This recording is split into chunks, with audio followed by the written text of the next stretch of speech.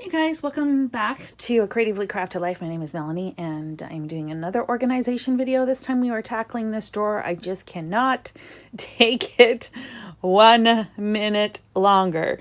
This is my sequin brad small embellishment type drawer. I have all sorts of little packages which I absolutely can't stand. I've got a ton of different containers. These are my decorative brad boards, which I do love, so I don't think I'll be changing that. And I also have these containers here that are in trays that I also love. Now the problem is that I have 3 trays and they are full, and I did buy another one to replace, which is going to probably live here, which means these are not going to work. So you know how it is, right? The domino effect kicks in yet again. I have some larger containers full of beads too. I don't know if these will stay. They work okay because these bead trays don't take up the full space of the drawer. So I don't know. We'll see how it plays out. Yeah, so let me go and share with you the bead trays I got. I think about 2, and we'll see how this works and what we all shuffle to get it all to fit. Okay, let's move over to the desk. Okay, as I mentioned, I bought 2 of these trays. I bought one with all small and then one with like assorted sizes, just because I have some larger sequin packs, and so those work a little bit better. They do come with a lid, but I actually don't keep the lid on them. It's just one more thing to manage. So I use the lids more like trays to store projects, drawing stuff, that kind of thing on them. So still useful, but not for what they were intended. Okay, so I'm going to pull out all the loose stuff from that drawer and we'll see what we have to work with. Okay, so I actually pulled everything out. Not just the loose stuff, because you might as well just, you know, vacuum it out and dust it and stuff like that.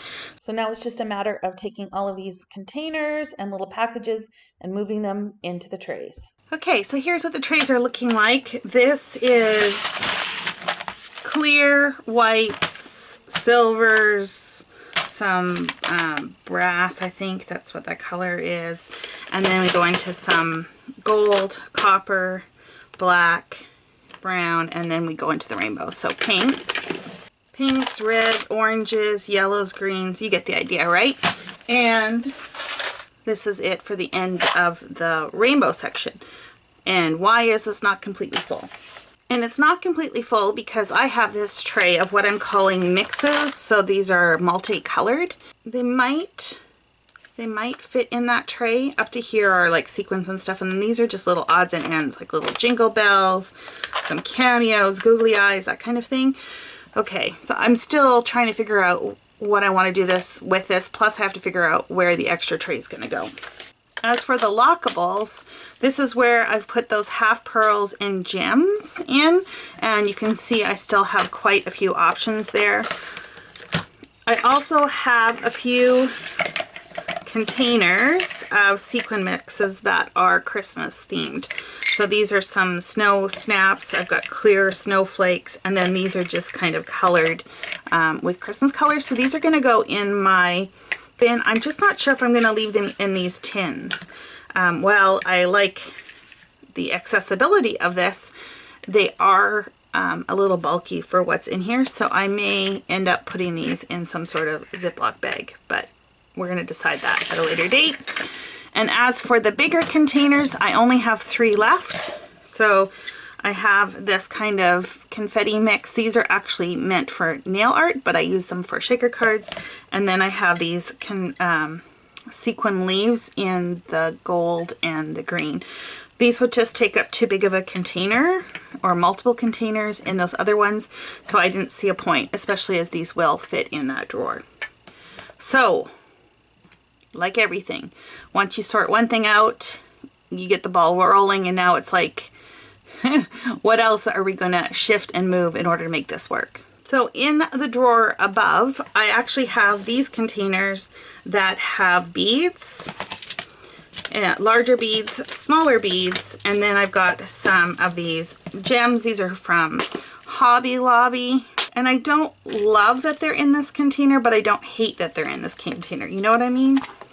I like to be able to easily pour them out. That doesn't work so great with this. And then these are small itty bitty pearls. I got these off of Amazon. They're very, very, very small. And again, same deal. Kind of a pain to get out. I don't know. So I'm thinking of shifting some of these into here. I got to do the numbers to see if it makes sense. I also have a full bin of beads. Let me pull that. This is where that actually should be, but it was hiding in another drawer. So let me pull that out and show you what I'm talking about. I have one of those really useful boxes, and it has a bunch of beads and jewelry making supplies in here. Some of these just make sense to leave because they're bigger, but some of these things are small, and I wonder if maybe it would make more sense to have them in either these containers or the other ones. So I'm going to do a little more playing around and see where this leads. Okay, so these are now full of the gems and the half pearls. So this container is empty. It was a pain. That's all I'm going to say. This was a pain too. Not everything fit. I am going to bag these up. I'm giving them to a friend because I have more than enough in here. I don't need to keep these. And this particular box, while it looks cool, these slots move. Pain in the butt. So I am very glad that I have transferred these over into here. All of the loose little bags of beads I have managed to fit in these particular containers. That big bag of red beads I left in here because of the volume. Some of the Christmas themed I threw in here because again those are going to go in my Christmas box. I do still have these, and I'm not sure if I want to transfer to these containers or not. And I also have these. So still doing a little bit of cleanup. I will be back. Okay, so I emptied all of these containers into here. They are color coded, but I'm thinking maybe I should intermix them with the other colors. I don't know. Some of these I would use for shakers, some of them I would use for beading. I think I'm going to mix them. Okay, but before I do that, I just want to show you what this bin looks like. So all those loose packages are now gone. The other ones that I had with like the jump rings and stuff, I actually repurposed some of these containers to store those in there. I think that works better. And the eye pins fit perfectly in this Martha Stewart jar. I wish I had two of them because I have one other bag, but maybe I will come across one as I work through my stash. So this bin is looking much better, and we just have to finish this, and then we have to make sure we have a home for them, which is the next thing to do. Sometimes I think it's so interesting how things manage to just work out. So in this case, I have this tray that had these larger bead containers in them, which, as I mentioned earlier, I repackaged these. So these are just some tins I had, and these are all Christmas themes. This is just going to go in my Christmas box. That should fit, and I like that it's in the tray so they're not going to jiggle all over. I have these two trays that are now completely full with all my gems and pearls that are not self-adhesive. These used to go in the same drawer as my other embellishments, like the sequins, brads, eyelets, that kind of thing. But I don't think I need to put them anymore. So let me show you that drawer before I show you where these are going to end up. Remember that mess of a drawer that we started off with? Look at how much better it is, you guys. So I now have 4 of these trays in here instead of 3. So remember, I used to have 3 and then those 2 lockables on top. So I now have 4, and I do have a little bit of room to expand. These 2 trays are full, and they're mostly my neutrals, meaning white, black, gold, silver, that kind of thing. And then on this side here, I have my colored sequins, so in rainbow order, and that's this tray. And I've got a little bit of space. And then I have these 3 jars that I'm just going to keep in here because they just have too much volume. Now, the problem is that I still have a 5th tray and I don't have a solution for that. So we're going to leave that for now. I'm going to show you where the lockables are going to go. So just up above here is where I had those beads, and I had these trays in here. And I actually didn't even need to push them back, but the lockable trays will fit in here, double stacked. So let me show you how that's gonna look. So that's just gonna tuck into the corner, and that one's just gonna go on top.